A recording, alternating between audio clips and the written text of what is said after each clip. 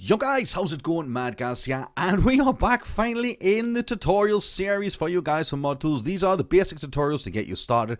This is tutorial 6. Lots of people have asked me what and when is going to be tutorial 6, and a few of you suggested I do some detailed debris holes. So, you know, from the first tutorials we got things set up with simple barriers, zombie spawns, mystery box, and simple little detailing like this. I think that was the last episode, and lighting as well, and curvatures. Now I'm going to show you how you can make detailed looking debris holes in walls for your zombies to crawl through or a player to pass through, depending on how you want to use them. So set up in Radiant, I have these two similar areas, these two entry areas where a zombie could pass through if you put the traverse on there, but we're not going to get into that just yet. A player could pass through here if you really want, but we're going to detail this up so it doesn't look just like a standard block hole in the wall, because I've been seeing a lot of maps with these holes in the walls where zombies would come through or players would pass through, and it just looks so bad. And the detail lacking in Black Ops 3 maps at the minute is bad. There's only a select few out there that actually can do detail and stuff. So hopefully this video will help you guys.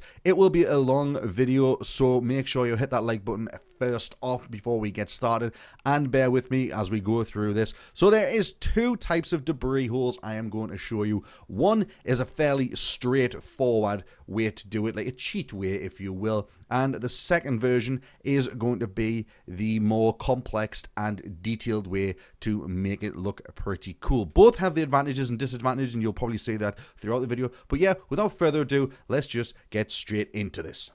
So for the first one, I'm going to go the hard route. I'm going to show you guys the more difficult one to do. I say difficult because the other one is really easy, and it's not hard. Anybody can do this with a little simple knowledge of Radiant tools. So by now you should be able to know how to work your camera and stuff like that. You control or go up and down, control and shift to look around like that, to pan and stuff like that with the mouse. So I'm not going to go back into detail on how to use it. So guys, watch the first few of my tutorials to understand how to move your camera inside of Radiant, because this will help you a lot. So what we're going to do, we're going to use this hole on the wall here to make our debris. So we're going to go over to our 3D view here, sorry, our 2D view. I'm going to drop it down into this view top selection so we can see the top of this. And all I'm going to do now is just see around the trim of the inside of this hole. I'm going to add in some smaller blocks like this, and they're all going to be roughly about the same size. So we're going to go 9 by 9, sorry, what do we got? 8 by 8 blocks, and we drag that one down to 8. Just by shifting through, Control and Tab will change through your cycle view windows and stuff like that. And we put that into there like that. We can see it's not actually in the hole, and we have that up there like so. And all I'm going to do now is press spacebar on this, and we're just going to simply copy and paste it all the way along to fill up the hole. As you can see on the right there in the 3D view, we are filling up this nice and tidily like so. So just keep filling this up like so till you reach the end, and you see that I'm slightly over on that side. Actually, no, that fits in pretty well. Jesus, that's the first time I've ever done that. And all I'm going to do now is select all these blocks by holding down shift and moving your mouse left click over these, and then press spacebar once again till we have those.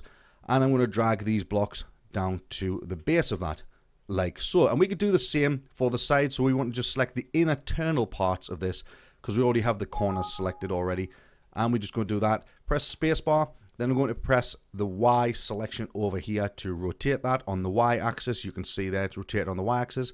And we once again just drag that into its place. Now you see it's already cut through the top of that one, so we can actually delete one of those blocks like so with select and the backspace. And then once again, all you need to do now is simply copy and paste that, drag that over to this side like so, and we have the start of our whole debris. Now you're probably thinking, guys, well, that looks just silly. You made no difference there. Watch and learn, people. Watch and learn. Now, this is the fiddly part, so I'm going to get straight into it. What you need to do now is you want to go into the view, whatever view. I'm going to make it so it matches up on this side here. So I'm going to say we will select this block up top here, and that's the block select. And what we need to do now is press E on your keyboard, and you can simply now E on your keyboard, and then you can grab these blue point corners, which will morph that cube into a different size. You can bring it down, you can bring it closer to the top. We're going to go that, and all you want to do is make your way move along just like so, and go in and out like so, like that, and then press A again, just moving your way all the way along these blocks to make a nice uneven pattern. You can bring some down, You can bring some closer, tighten it in to make it a little bit more jagged, like so, like that. So I'm going to work my way around the entirety of this open hole and make all these jagged areas look a little bit more roughed up. And I'll join you in a second. To you guys, it will be literally a second. To me, it will be about 10 minutes. Right, so there we go. Like I said, it was an instant for you guys and about 5 to 10 minutes for me to do that. So all I've done there is resize the blocks by selecting the block, pressing E and changing the handle corners of it to make it look a little bit more jagged and a little bit more like an actual broken hole in the wall. Now, obviously, if you make smaller little blocks and reduce your grid size down to the 0.25, you can make it a lot more finer detail and make it a lot more like awesome looking, essentially. But for this, I'm making it a pretty simple way to do this. So that is our first debris hole. Now, it looks pretty cool. But what we're going to do now is make it look like it actually has been debris and actually destroyed. So what you're going to do for this one, we're going to use what it's called, well, I don't like to call it this. It actually is called the Advanced Patch Editing Options. Actually, no, it isn't. It is the Vertex Editing Tool. And to get that up, you press G on your keyboard, and that'll bring up the Vertex Editing Tool. So what we're going to do before we use that, we need to turn some of these into editable faces where we can change the texture to make it look pretty cool. So what I do is I press Shift and Control on my keyboard, and then I select the faces of all of these blocks that we have manipulated into the wall, like so. So you go around and you select all of these all at once, just like that. So once you've gone all the way around like that, what we're going to do now is turn these into their own separate faces. So with that selected, we're going to go to Patch, Terrain, and Faces to Terrain. And then you'll see that it will load a little bit like so, and there we go. We now have these faces to terrain. And what you want to do now is press W on your keyboard, and it should weld as many of these straight edges together, which makes it a lot more easier to access and manipulate later on. So pressing W should weld as many of these together. And simply now, if I press the escape button, you'll see I can select, hopefully, if I've done that right, you can see there, we select the top one. Do that again. Sometimes you've got to try as you might to select them all once again, like so, just like that. We now have them all selected. And what we're going to do now, we're going to go through each side and manipulate this part to match into the actual sizes of here. You'll understand what I mean when I say it. So with that selected, you can now press V, and this brings up the vertex mode. So over into our 2D window over here, we can see we have each one like that with all the different colors, nice bunny colors of pinks and greens. So I'm going to work on this side quickly now. So we want to make things sort of blend out a bit. So I'm going to widen things. So what you want to do is drag your mouse over that, and then with the Alt key selected, you're going to simply move it to round about the same distance of what it is from that. That one doesn't look too bad, but you can make these bigger or smaller if you want to get an extra different feeling. You'll understand what I mean at the end when you see that. I did have that one selected. And make sure to click off each one before you do that. So what I'm going to do is go around and resize all of these sides just to give a little bit more width to where the actual debris texture will be applied. So going around like that and all the way around, like I say, you can go all the way. And we will do that, and I will catch up with you once I've resized all of these vertices.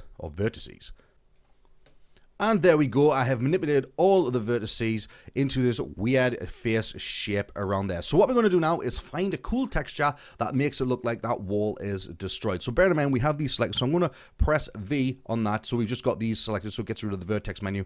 And in the texture browser, I'm going to find a nice blend. So we're going to find a nice blend. We've got a plaster blend. There's lots of cool plaster blends you can actually use on here. And one of them I like to use for most things, if I can find it. Let's see. It is a pretty cool one. And it uses for most things. You can apply this to brick. You can apply this to plaster walls, wood, anything like that. And it makes it look a pretty cool way to do things. Right, let's see. Is it concrete blend? It might be a concrete blend.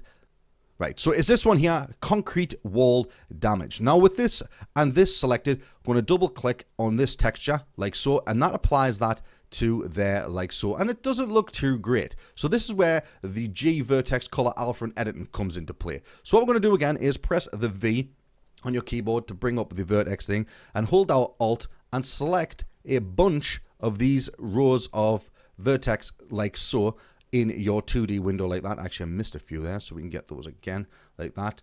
And what you're going to do now is in your vertex, we want to drop the value to 0, alpha, and then click apply.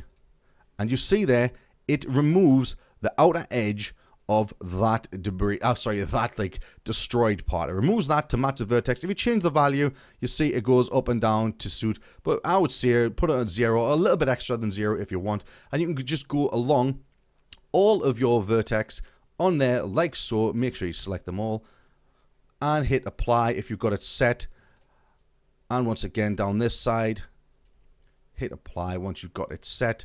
Like I say, if you edit the vertex of these to be a little bit wider, you'll get a little bit more increase in debris and stuff like that. And then that's pretty much it. That makes it look pretty cool. Now, you can use different blend textures for this if you really want. You can change it. You can add different textures. Let's see, you can put in that there, but that doesn't look too grand of a one.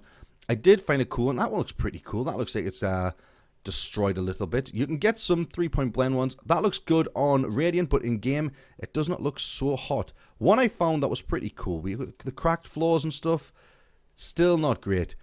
Strangely enough, one of the tarmac asphalt ones works really good, regardless. Put that in there, that gives us a kind of burnt effect. So you can use the wall to be burnt, or you can use it to be cracked, like so, like that, and it gives a good cracked burnt. And I'm going to use that, because we can see like the wall is a burnt, cracked wall. So that looks not too bad. So now what you want to do is, by selecting the faces of the inside of here with shifted control, we're just going to go around and select all these faces into here like so. And there we keep going. Oh, don't want to select that. Nope, screw that. I will join you back once I've selected all these faces. It does get a little bit fiddly.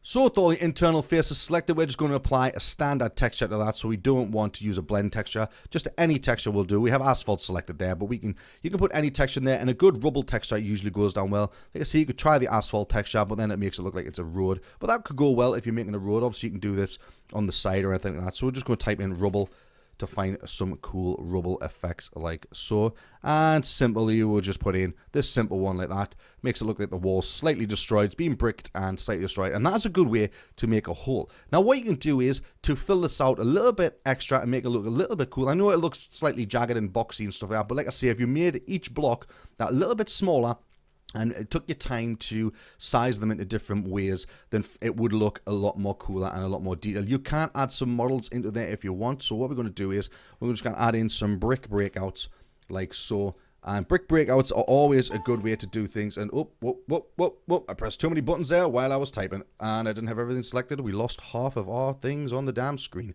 Jesus, Mother of Mary. Don't do that, kids. Don't type unless you know you're typing the right area.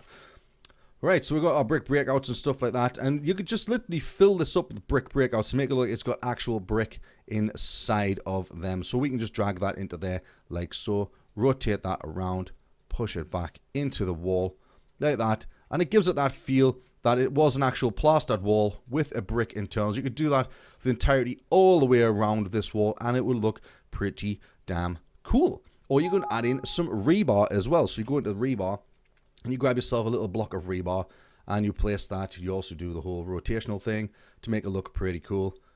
We're rotating on the wrong axis here. You come for a tutorial, you got an idiot. It's great stuff, people. Great stuff.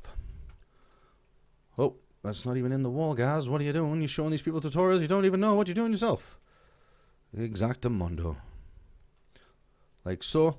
So you have a debris of like rebar sticking out the wall there. Now if we press F9 and go into game mode, you can kind of see it looks pretty cool. It doesn't look too bad. Obviously we need to stick a light in there so we can see that, but I'll do that at the end before we actually go into game. So that is one way you can do debris. Like I say, it does take a little bit of time and effort, but if you put your time and effort into it, it will look awesome like this does. And I gotta say, it's took me less than maybe 10-15 minutes to actually make this debris, and you guys could spend all the time you want on it. I don't know who the hell that guy is. And also you could add in a lot of debris around the edges of things, so you can go into the models folder and get some debris.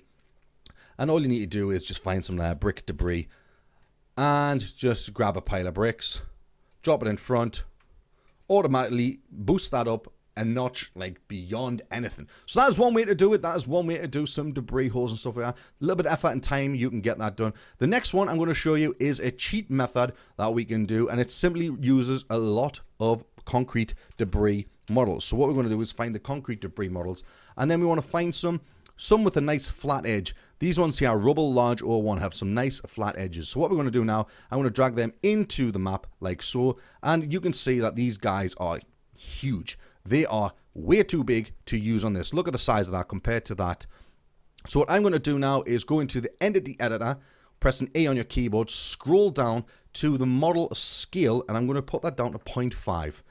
Roughly the right size to go into your debris hole, like so, like that. And all you want to do now is go around, fill up these edges with this debris size. Remember, change it down to 0.5 to suit, and then I'll join back with you once we have all this filled out. Right, so I've done that. I just copied and pasted a lot of them models. Obviously, you guys can spend a little more time to make it look a little bit more detailed. So what we want to do now is to give this a little bit more edge. You could also use these models on the inside of that debris wall that we made as well. But this time, we're just going to use this. And what I'm going to use is a simple terrain patch to add in the debris and burnt effect like we got around that one there. So what you want to do now is we're just going to simply draw a simple brush in front of this like so. Bring it down to there. Like so, like that. And within this view, we want it so we can see in the front view, like so. And we go to go patch, terrain, simple terrain patch. Make it a nice, I would do 20 by 20. So you get a lot more vertices to work with. Like so. And that is the terrain patch. Now we're going to go and find ourselves another debris type of like rubble effect. The blends. We will use the same as before. We will use the asphalt, just like I did before. Decal that. Up like so, like that. Go to the top view, make sure it is in its right position. It is facing us like that. And now what you want to do is simply using the other advanced patch editing system like this, editing options, we are going to remove the internals of this to make it look see-through and not as tarmacy, essentially. So what we do now is change it to the y-axis so we can see our circle and reduce your circle down in the outer radius and the internal radius to about there. So you got a nice one. And then you want to set it alpha and flatten. Press Alt on your keyboard and left click on your mouse and simply delete the internal area of the debris wall like so, like that. Now you probably think, well, that's not right because you're deleting it off there. So what we're going to do is just to make sure we get the whole area all cleared out. Then we go back and add it back in. So then we can make our brush a little bit smaller. Say 5, maybe 10, 5 on that one there like that. And then if you right click with your mouse, it will add it back in like so, like that. And then we can move up and down and just bear in mind, this is a cheat way of doing it. If you don't want to go the full hog of making it the way we did just before, this is an ultimate cheat way to make your debris look cool. I mean, it looks cool on floor and tarmac. Then we can just go around and delete around the outside stuff there. Obviously, if you change the amplitude and stuff there, you get like a softer edge on things just to make it look a little bit more burnt and stuff. But this is essentially a cheat way to do quick and easy debris holes in walls and stuff like that. I don't personally recommend doing it if you're going to make some nice looking maps. And there it is. That is pretty much it. And we now press escape on that. We can see we have that. Obviously, you got this up here as well. But obviously, you can resize this by closing off your patch editor and just bringing it down a slight smidgen like so, like that, to match into the wall. And you have there what is basic at best compared to what we have there. And you're probably wondering how we're going to climb through that. So what you do is click in the center of that to select your brush, right click on it like so, and go to non-colliding. That means the player and the zombies can now pass through there freely. It doesn't look too bad, but when compared to this with a little bit of effort and time, it is the cheat way. Like I say, it is the cheat way to do things. I wouldn't highly recommend it. It's just a quick way if you want to add in maybe a zombie spawner in the distance with some debris or something like that where it's not actually visible to the player or the player cannot reach. But there it is, guys. That is pretty much it for the simple tutorials of how to make some holes in the walls. I'm going to boot this into game. I'm going to quickly add a light in it, show you what it looks like in game, and we shall see the final result. Right, so we now are here in the map that we've just been editing. I do apologize for the frame rate. That usually happens when you have Radiant open and you're playing the game at the same time. Right, so we'll just make our way around this wall just so I don't see the front of it. And this is the debris walls we have just created. I've stuck a light in here so you can see. This was the first one, and I gotta admit that this looks a lot better in-game than it does in Radiant compared to what that one does. Like, obviously I rushed it just to give you guys an idea of how to do things. But this with a little bit more detail, if you make your boxes a little bit smaller and fine-tune things, you can have a really nice detailed debris wall like so. And it's not too hard to do. You see, guys, I made that in, what, 15 minutes? This one, on the other hand, is not so great. I mean, it's a cheat way around it if you really want to go that route.